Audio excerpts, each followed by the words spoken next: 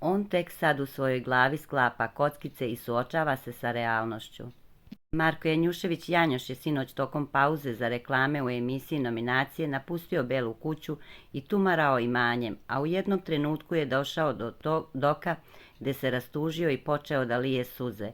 Mensur Ajdarpašić je primetio da nešto nije u redu sa njegovim prijateljem, pa je prišao da ga upita šta mu je. Sunce ti, ja i dalje ne verujem šta se desilo, govorio je Janjoš kroz suze. Podsjetimo, Janjošev brat Mihajlo Janjušević preminuo je 25. decembra prošle godine. Janjoš je nedavno napustio elitu kako bi posetio Prijepolje i groblje gdje je održan Mihajlovo 40-dnevni pomen. On je u jučerašnjem razgovoru s Aneli bio šokiran jer se njegova devojka nije setila najbolnijeg dana u njegovom životu. Koji je danas datum? Danas u 12, pitala je Aneli.